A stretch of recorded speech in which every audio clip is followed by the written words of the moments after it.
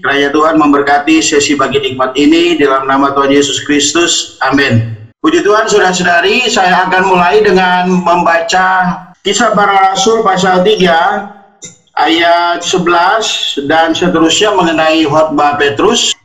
Hai orang Israel, mengapa kamu heran tentang kejadian itu dan mengapa kamu menatap kami seolah-olah kami membuat orang ini berjalan karena kuasa atau kesalahan kami sendiri? Saya lanjut ke Kisah Rasul pasal 4 ayat 1 dan seterusnya. Lalu Petrus dan Yohanes dihadapkan kepada sidang itu dan mulai diperiksa dengan pertanyaan ini. Dengan kuasa manakah atau dalam nama siapakah kamu bertindak demikian itu? Maka jawab Petrus penuh dengan Roh Kudus, sekarang di depan kamu, Yesus adalah batu yang dibuang oleh tukang-tukang bangunan, yaitu kamu sendiri, namun ia telah menjadi batu penjuru. Ayat 12, ayat terakhir. Dan keselamatan tidak ada di dalam siapapun selain di dalam Dia, sebab di bawah kolong langit ini tidak ada nama lain yang diberikan kepada manusia yang olehnya kita dapat diselamatkan. Demikian pembacaan Alkitab kita. Baik, saudara-saudari bisa membagikan kenikmatan. Mungkin dimulai dengan saudara yang terlebih dulu hadir deh. Saudara Hendro, silakan Saudara Hendro, dibuka mic-nya. Ya, puji Tuhan, saudara. Halo Mary. Ya, saya banyak menikmati berita minggu ini. Apa yang Petrus katakan? Yesus yang lengkap, Kristus yang lengkap, ya. Dan Kristus sebagai batu penjuru. Nah, saya juga terberkati oleh video yang saudara dibagikan, bagaimana batu penjuru ditaruh di suatu sudut menjadi suatu tolak ukur bangunan itu rata atau tidak. Amin. Nah, memang benar. Nah, di sini saya menikmati bagaimana Kristus harus menjadi pokok utama kita dalam pembangunan itu. Nah, ini menjadikan dasar utama bagi kita untuk membangun atau perkembangbiakan Kristus. Nah, ini dimulai dan diawali dari satu titik, yaitu titik batu penjuru. Amin. Yaitu Kristus sendiri. Nah, sebab di luar Kristus tidak ada keselamatan. Benar, amin. Amin. Inilah dasar yang harus kita pahami dan kita mengerti. Semuanya harus berdasarkan Kristus, atau roh itu yang sudah tinggal berbaur di dalam roh kita. Amin. Dan roh ini kekal. Roh ini tidak akan pernah berubah sampai Tuhan datang. Amin. Jadi roh ini tidak akan keluar masuk, tapi akan tetap tinggal. Ya. Amin. Nah, inilah batu itu sudah ada di dalam kita. Amin. Biarlah batu penjuru itu yang bekerja seturut kehendak Bapa di dalam roh kita. Amin. Nah, karena kita sudah menikmati roh perbauran itu. Jadi kita hidup bukan berdasarkan opini pengetahuan kita lagi, bukan angan-angan dan rencana kita, tetapi dari roh itu.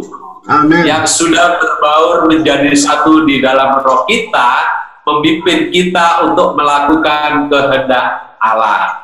Amin. Puji Tuhan. Puji Tuhan. Itulah kenikmatan yang saya nikmati. Amin. Amin. Puji Tuhan. Lanjut dengan, silakan Saudari Lydia, dibuka mic-nya. Tentang ini Rasul Petrus yang dulunya itu adalah sebelum kebangkitan Tuhan itu, Rasul Petrus adalah seorang yang penakut. Bahkan sama budak kecil aja dia takut ya. Tapi setelah kematian dan kebangkitan Tuhan, setelah Tuhan Yesus bangkit, Rasul Petrus menjadi seorang rasul yang luar biasa di dalam memberitakan Injil. Amin. Bahkan dia sangat berani memberitakan tentang Yesus Kristus. Bahkan sampai ditangkap oleh mahkamah agama, dia sangat berani bahkan memberitakan tentang batu penjuru itu.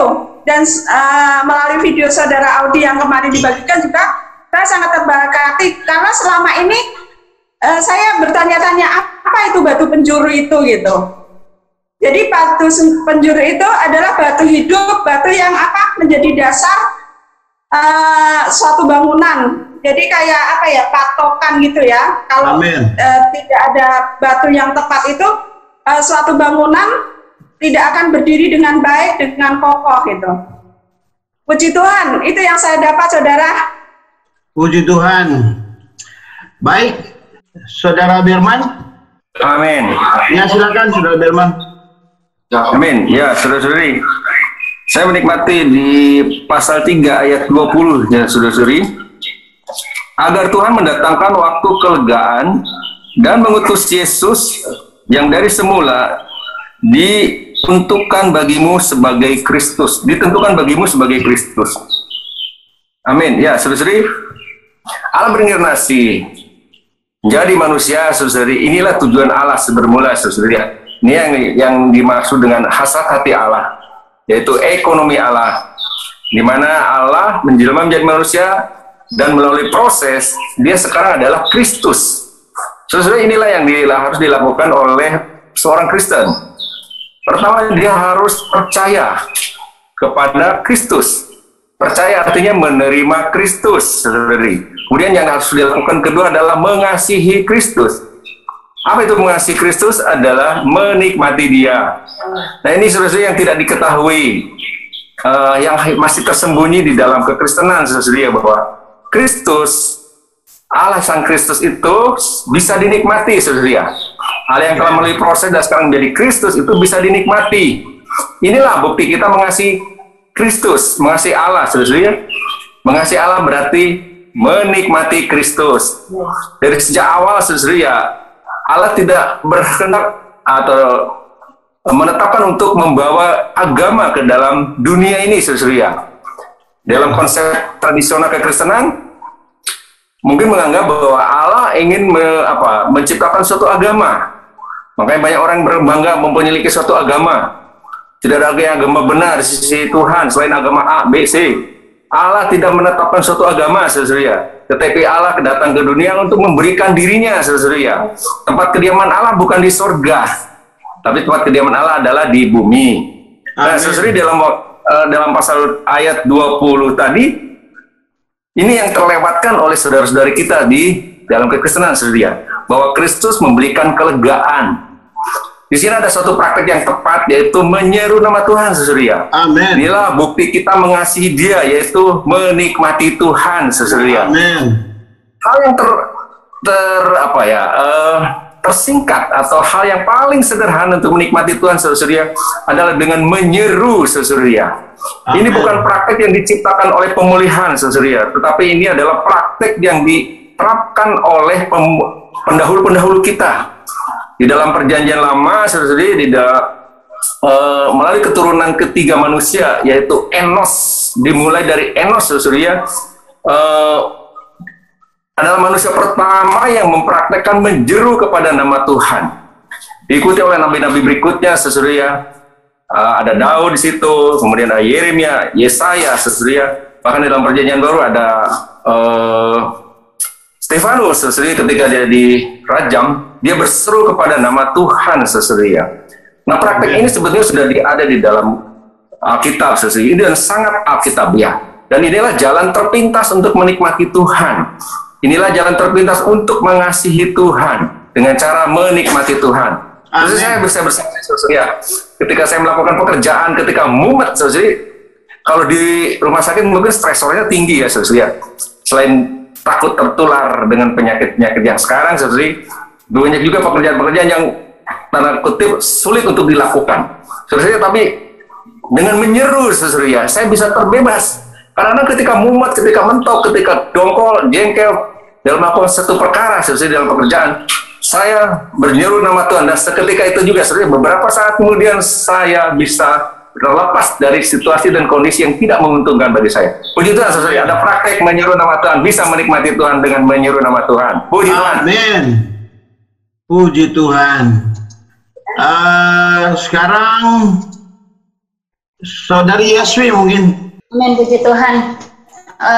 Dalam minggu ini Yesus juga mengalami praktek menyeru nama Tuhan, dan benar-benar Yesus itu sangat terberkati gitu. Ada beberapa hal yang Yesus lewati. Dari yang Paulus katakan, Saulus membunuh orang-orang yang menyeru nama Tuhan gitu.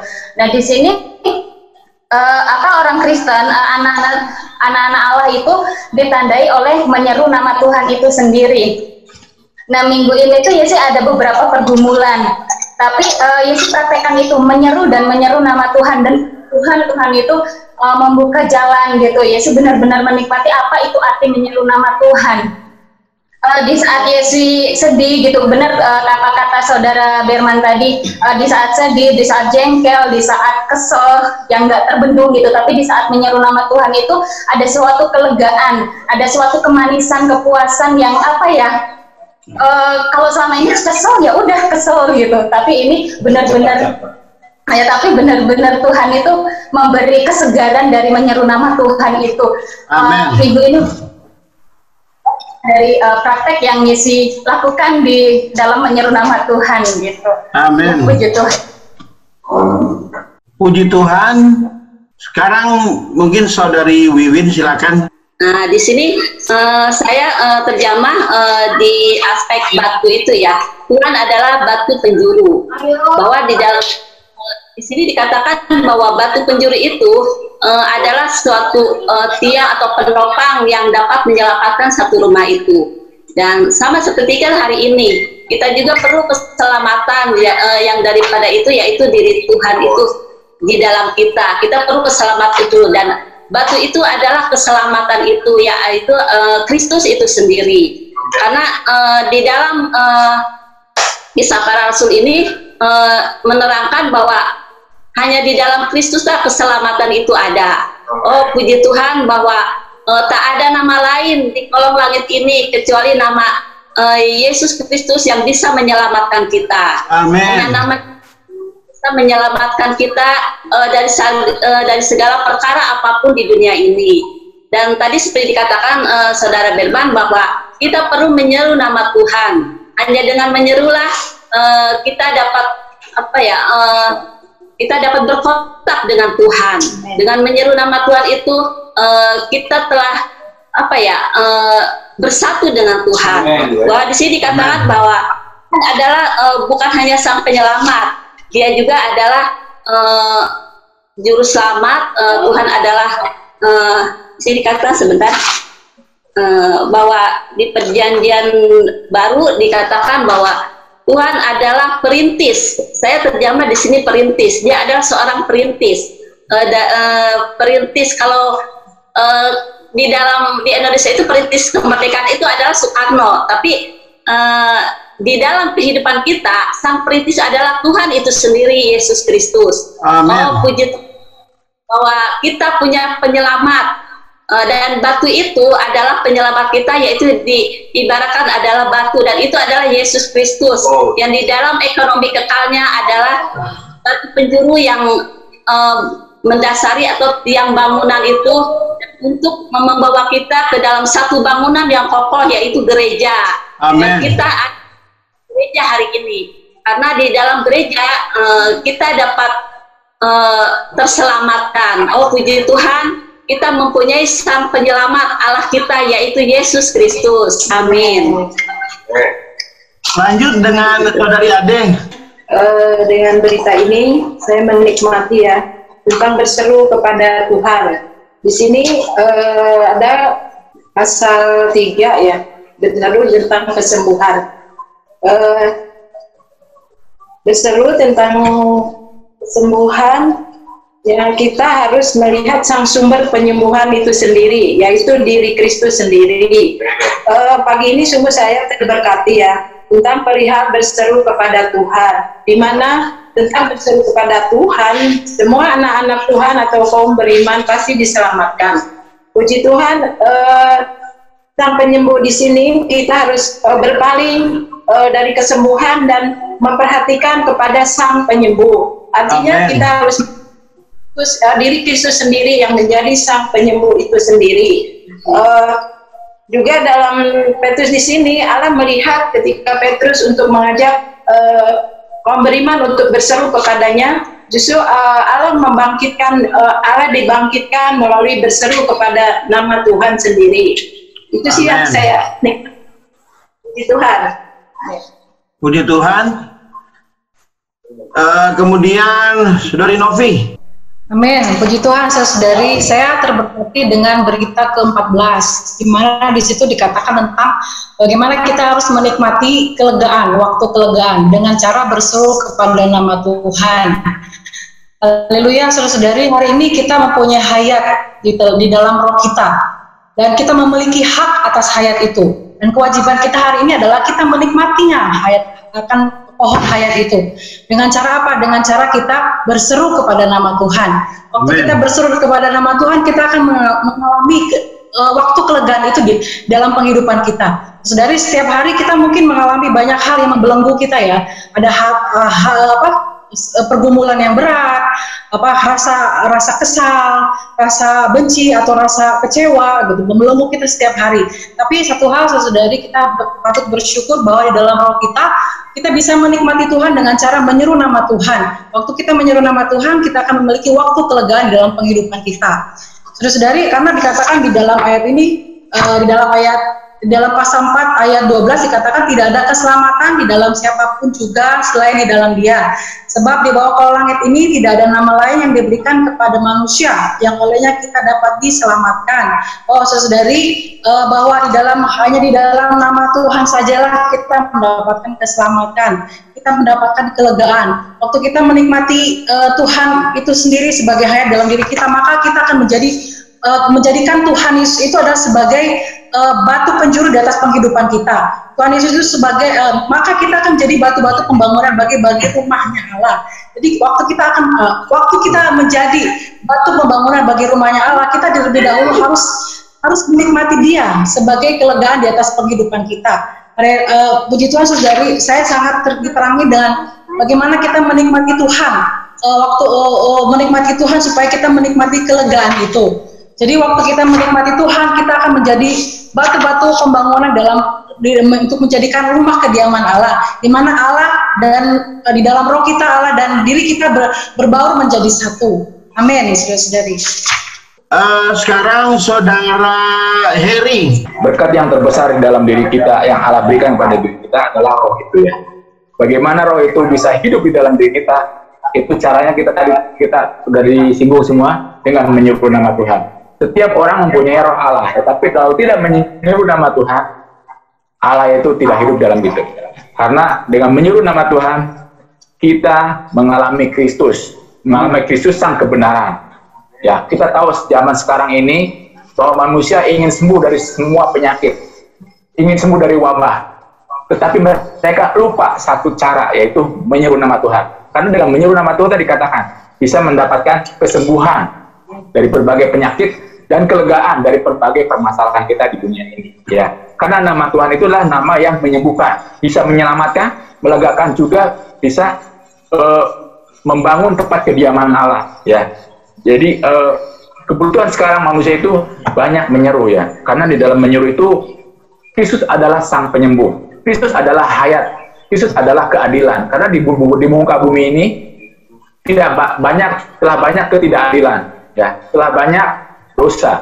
Makanya kita harus baik-baik setiap hari melatih roh kita dengan menyebut nama Tuhan. Amin. Puji Tuhan. Puji Tuhan, saudara-saudari. Minta maaf kepada yang lain yang belum kebagian. Saya akan berbagi nikmat mengenai Dia sebagai batu penjuru yang disebutkan Petrus di dalam ayat 11, saudara-saudari, dikatakan Yesus adalah batu yang dibuang oleh tukang-tukang bangunan, yaitu kamu sendiri, namun Ia telah menjadi batu penjuru. Kristus itu adalah batu dasar dari sebuah bangunan. Kristus juga adalah batu penjuru. Dia juga adalah batu utama dari bangunan Allah. Kita dapat melihat di Zakaria pasal 4 ayat 7. Apa itu batu penjuru? Adalah batu sebagai tolok ukur. Tolok ukur adalah yang membuat bangunan itu lurus atau miring, itu adalah batu penjuru ini. Nah, saudara-saudari, apakah Ini artinya bagi kita Kristus sebagai dasar, Kristus juga sebagai batu penjuru, dan Kristus adalah batu hidup. Artinya adalah jika kita telah memiliki Kristus sebagai dasar, maka kita harus juga memperhatikan Kristus sebagai alat ukur, sebagai tolok ukur atau parameter dari pembangunan gereja. Jadi tanpa Kristus, maka semua yang kita lakukan itu akan kosong dan sia-sia. Kristus adalah semua dan di dalam segala sesuatu. Nah, saudara-saudari, kalau sudah berbicara begini, maka semuanya harus Kristus, Kristus, dan Kristus. Nah, bagaimana kita tahu kita ada di dalam Kristus ataukah tidak? Hari ini, Kristus bukan hanya di surga, tetapi dia ada di dalam roh kita. Jadi, bagaimana kita tahu bahwa Kristus tertampilkan, Kristus terekspresi? Kita memperhidupkan Kristus adalah melalui kita melatih roh kita, saudara-saudari. Jadi puji Tuhan, semuanya kita itu mengarah kepada Kristus. Kita melatih roh, semua orang bisa melatih roh, membuka suara, membuka mulutnya berbicara bagi Tuhan. Kita semua sebenarnya ini adalah sementara mempraktekkan, memperhidupkan Kristus. Karena kita, saudara-saudari, semua mau berlatih untuk berbicara bagi Tuhan. Berbicara bagi Tuhan itu nggak gampang, saudara-saudari. Harus melatih roh. Kalau nggak melatih roh, maka gemetaran, nggak tahu mau ngomong apa, langsung hilang semua apa yang mau diomongin. Tetapi puji Tuhan, hari ini saudara-saudari, kita karena latihan kita makin lama makin terbiasa. Biarlah saudara-saudari, Tuhan memberkati gerejanya, memberkati pembangunan tubuh Kristus, melalui kita ada di dalam Kristus, melalui kita melatih roh dengan cara yang praktis, yaitu menyeru nama Tuhan. Menyeru nama Tuhan tidak ada di praktek di mana-mana, saudara-saudari, hanya di dalam pemulihan Tuhan. Kiranya Tuhan memberkati kita. Kita akan menutupnya dengan berdoa. Kiranya Tuhan memberkati kami minggu depan, bisa tersedia waktu yang lebih panjang lagi untuk kami berbagi nikmat. Berkati gerejamu yang ada di Karawang, Tuhan. Di dalam nama Tuhan Yesus Kristus kami sudah berdoa. Haleluya. Amin. Puji Tuhan. Tuhan memberkati ya saudara-saudara. Amin, amin. Puji Tuhan.